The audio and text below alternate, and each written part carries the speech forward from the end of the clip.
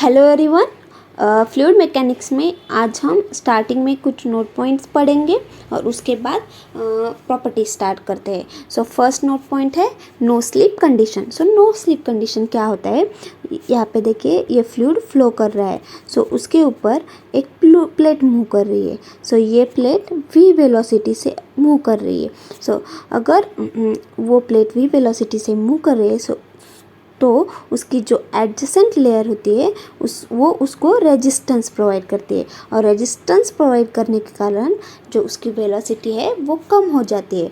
और जैसे जैसे हम नीचे आ जाते हैं वैसे वैसे वेलोसिटी कम हो जाती है और वैसे वैसे रेजिस्टेंस बढ़ जाता है। सो जब हम सरफेस के ऊपर आ जाते हैं तब यहाँ पे जो रेजिस्टेंस है वो बहुत ज़्यादा हो जाता है और जो उसकी वेलोसिटी है वो ज़ीरो रहते हैं और रेजिस्टेंस है वो मैक्सिमम हो जाता है। सो इसी कंडीशन को हम नो स्लिप कंडीशन बोलते हैं। अभी है कोहेजन। कोहेजन मतलब intermolecular force of attraction between same substance. अगर सेम सब्सटेंस एक दूसरे के ओर अट्रैक्ट हो रहे हैं तो उसको कोहेजन बोलते हैं, और अगर डिफरेंट सब्सटेंस एक दूसरे के ओर अट्रैक्ट हो रहे हैं तो उसको हम अधेजन बोलते हैं। यहाँ पे हमने वही लिखा है। अभी नेक्स्ट है प्रॉपर्टी स्टार्ट करते हैं हम। नेक्स्ट प्रॉपर्टी है विस्कोसिटी। विस्कोसिटी मतलब अगर एक फ्लूइड पास हो रहा है सो उसके वन लेयर दूसरी लेयर को अपोज करती है और वहाँ पे रेजिस्टेंस क्रिएट होता है, और इसी रेजिस्टेंस को हम बोलते हैं विस्कोसिटी। यहाँ पे हमने लिखा है one layer oppose the motion of adjacent layer. मतलब उस फ्लूइड के मोशन को जो रेजिस्ट करती है उस प्रॉपर्टी को हम विस्कोसिटी बोलते हैं। अभी फ्लूइड में विस्कोसिटी किस कारण आती है? फ्लूइड में दो फ्लूइड होते हैं, एक है लिक्विड और दूसरा है गैस। सो जो लिक्विड में जो फ्लूइड का रीजन मतलब लिक्विड में जो विस्कोसिटी का रीजन है वो है कोहेजन। मतलब लिक्विड में क्या होता है, लिक्विड में जो पार्टिकल मॉलिक्यूल्स है लिक्विड के वो क्लोज क्लोज होते हैं, और क्लोज होने के कारण उनमें जो डिस्टेंस है वो कम हो जाता है, और डिस्टेंस कम होने के कारण वहाँ पे कोहेजन ज़्यादा रहता है, और कोहेजन की वजह से वहाँ पे रेजिस्टेंस ज़्यादा रहता है, और रेजिस्टेंस ज़्यादा रहने के प्रॉपर्टी को हम बोलते हैं विस्कोसिटी। मतलब विस्कोसिटी वहाँ पे ज़्यादा रहती है। सो लिक्विड में जो रीजन होता है विस्कोसिटी का वो है कोहेजन, और गैस में जो होता है वो रैंडमनेस मतलब अगर हम गैस को टेम्परेचर प्रोवाइड करते हैं सो टेम्परेचर बढ़ने के कारण वहाँ पे पार्टिकल इंटरमिक्सिंग होती है पार्टिकल की, और वहाँ पे रैंडमनेस बढ़ जाता है, और रैंडमनेस बढ़ जाने के कारण वहाँ पे रेजिस्टेंस है जो बढ़ जाता है, और रेजिस्टेंस बढ़ने के प्रॉपर्टी को हम बोलते हैं मतलब वहाँ पे विस्कोसिटी भी बढ़ जाती है। इसी वजह से रैंडमनेस गैसेस में विस्कोसिटी का रीज़न है। अगर फ्लूइड में ज़्यादा विस्कोसिटी होती है तो जो ऑब्वियसली फ्लूइड का जो मोशन होता है वो कम होता है, बिकॉज वहाँ पे ज़्यादा रेजिस्टेंस आ जाता है, इसलिए फ्लूइड भी स्लो हो जाता है, फ्लूइड की मोशन स्लो हो जाती है। अभी नेक्स्ट है Newton's law of viscosity. Newton's law of viscosity क्या होती है, यहाँ पे शियर स्ट्रेस मतलब tau is directly proportional to velocity gradient मतलब du/dy, और रेट ऑफ शियर स्ट्रेन मतलब उसको हम टाइम से डिवाइड करते हैं d∅/dt। यहाँ पे जो टो है रहता है वो शियर स्ट्रेस रहता है, जो du/dy रहता है वो वेलोसिटी ग्रेडियंट रहता है, और यहाँ पे जो d∅/dt रहता है वो रहता है रेट ऑफ शियर स्ट्रेन। अभी अगर हमको जो डायरेक्टली प्रोपोर्शनल साइन निकालना है तो हम वहाँ पे इज इक्वल्स टू लेते हैं, और तब एक कांस्टेंट जनरेटर है तो यहाँ पे जो कांस्टेंट जनरेट होता है वो रहता है mu. So tau is equals to mu into du/dy और d∅/dt। सो अभी हम टो का जो यूनिट है वो है न्यूटन पर मीटर स्क्वायर, और du/dy का यूनिट है पर सेकेंड, d∅/dt का यूनिट है पर सेकेंड। अभी हम यहाँ पे जो कांस्टेंट जनरेट हुआ है म्यू, सो उसको पढ़ते हैं। इसको बोलते हैं डायनामिक विस्कोसिटी और कोएफिशिएंट ऑफ विस्कोसिटी। सो अभी इसके 3 फॉर्मूले थे, मतलब एसआई 3 एसआई यूनिट होते हैं, 3 एसआई यूनिट होते हैं। सो उसको ये हम पढ़ते हैं। म्यू फर्स्ट यूनिट जो है mu is equals to newton second per metre square. Second है mu is equals to pascal second. Third है mu is equals to KG per metre second. ये है एसआई यूनिट किसके? डायनामिक विस्कोसिटी मतलब mu के। अब हम पढ़ते हैं सीजीएस यूनिट। सो इसके डायनामिक विस्कोसिटी के सीजीएस यूनिट पढ़ते हैं। सो सीजीएस यूनिट में क्या करते हैं, अगर एसआई यूनिट में एम होगा तो हम उसको सेंटीमीटर लेते हैं सीजीएस यूनिट में। अगर केजी होगा तो हम उसको ग्राम लिखते हैं। अगर सेकेंड हुआ तो उसको हम सेकेंड लिखते हैं। और अगर न्यूटन होगा तो हम उसको डाइन लिखते हैं। तो चलिए अब हम यहाँ पे न्यूटन सेकेंड मीटर स्क्वायर के लिए सीजीएस यूनिट निकालते हैं। सो अभी mu is equals to newton second metre square, ये है एसआई यूनिट। सो इसको हम कन्वर्ट करते हैं सीजीएस में। सो न्यूटन को हम लेते हैं डाइन, सेकेंड को हम सेकेंड ही रख देते हैं, और मीटर स्क्वायर को हम क्या रखते हैं?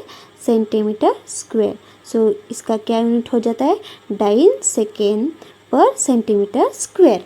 अभी हम ये केजी पर मीटर सेकेंड को हम कन्वर्ट करते हैं, मीटर सेकेंड को हम कन्वर्ट करते हैं सीजीएस में। वो क्या था? केजी के लिए हम क्या लेते हैं? ग्राम।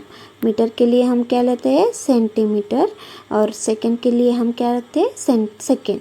सो अगर SI unit KG per metre second रहेगा तो सीजीएस यूनिट क्या रहेगा? ग्राम पर सेंटीमीटर सेकेंड।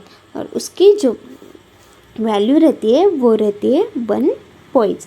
सो यहाँ पे हमने लिखा है 1 पॉइंट्स इक्वल्स टू, इसकी जो वैल्यू रहती है वो रहती है 0.1 KG per metre second. Similarly यहाँ पे 1 points equals to 0.1 newton second metre square और 1 points equals to 0.1 pascal second रहती है। अभी हम इस 0.1 को अगर हम यहाँ पे डिवाइड करें, सो जो 1 केजी मीटर सेकेंड की वैल्यू आती है वो रहती है 10 पॉइंट्स। अभी हम जो डायनामिक विस्कोसिटी है उसके उस वाटर की वैल्यू क्या रहती है और डायनामिक विस्कोसिटी ऑफ एयर की वैल्यू क्या रहती है, वहाँ यहाँ पे हमने लिखा है mu water is equals to 10⁻³ kg per metre second रहता है, और म्यू एयर जो रहता है वो 20 × 10⁻⁶ केजी पर मीटर सेकेंड रहता है। और जो म्यू वाटर इस यहाँ पे म्यू वाटर और म्यू एयर का रिलेशन है, वो डायनामिक विस्कोसिटी वाटर जो रहती है वो 50 times dynamic viscosity of air रहती है। अभी ये सब हुआ डायनामिक विस्कोसिटी। अभी हम नेक्स्ट पढ़ते हैं काइनेमेटिक विस्कोसिटी। सो काइनेमेटिक विस्कोसिटी को हम न्यू से, इसको हम बोलते हैं न्यू। जो डायनामिक विस्कोसिटी हुआ वो म्यू हुआ, अभी ये जो है वो न्यू, इसको न्यू बोलते हैं। So nu is equals to mu upon मतलब डायनामिक विस्कोसिटी अपॉन डेंसिटी, और इसका जो यूनिट रहता है वो है मीटर स्क्वायर पर सेकेंड। और इसका जो सीजीएस यूनिट रहता है यहाँ पे हम कन्वर्ट करते हैं मीटर स्क्वायर को सेंटीमीटर स्क्वायर और पर सेकेंड को सेकेंड। और इसकी जो वैल्यू रहती है वो रहती है 1 स्टोक। जैसे डायनामिक विस्कोसिटी में 1 पॉइज रहता है वहाँ पे, वैसे काइनेमेटिक विस्कोसिटी में इसकी वैल्यू रहती है 1 स्टोक। अगर हमने इसमें वैल्यू पुट किए तो 1 स्टोक की जो वैल्यू आती है वो आती है 10⁻⁴ मीटर स्क्वायर पर सेकेंड। जैसे हमने dynamic viscosity of water and dynamic viscosity of air पढ़े, वैसे ही हम लोग यहाँ पे kinematic viscosity of water and kinematic viscosity of air पढ़ने वाले हैं। So kinematic viscosity of water क्या रहती है? Dynamic viscosity of water upon density of water. So dynamic viscosity water की जो डायनामिक विस्कोसिटी रहती है वो रहती है 10⁻³ और जो डेंसिटी रहती है वो रहती है 10⁻3। सो या इसकी क्या वैल्यू रहती है? 10⁻6 मीटर स्क्वायर पर सेकेंड। अभी हम काइनेमेटिक विस्कोसिटी ऑफ एयर देखने वाले हैं। So mu air is equals to dynamic viscosity of air upon density of air. So dynamic viscosity of air क्या है?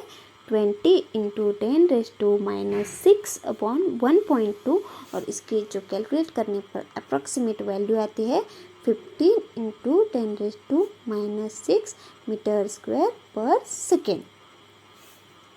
ये सब कुछ हमने पढ़ा काइनेमेटिक विस्कोसिटी के बारे में। अब हमें कुछ इम्पोर्टेंट पॉइंट ध्यान में रखना है, वो है density of water is greater than density of air. यहाँ पे वाटर की डेंसिटी क्या है? 1000 इज़ ग्रेटर देन 1.2 और जो डायनामिक विस्कोसिटी ऑफ वाटर होती है वो greater than dynamic viscosity of air रहती है। वो कितनी है? 10⁻³ ग्रेटर देन 20 × 10⁻6। अभी हम जो काइनेमेटिक विस्कोसिटी ऑफ विस्कोसिटी ये सबसे इम्पोर्टेंट पॉइंट है, वो है यहाँ पे काइनेमेटिक विस्कोसिटी ऑफ एयर की ज़्यादा होती है greater than dynamic viscosity of water. ये ध्यान में रखना है। पहले डेंसिटी और डायनामिक विस्कोसिटी ये वाटर की ग्रेटर है, लेकिन काइनेमेटिक विस्कोसिटी जो है वो एयर की ग्रेटर है। सो ये आपको ध्यान में रखना है। आज के लिए बस इतना ही। Thank you.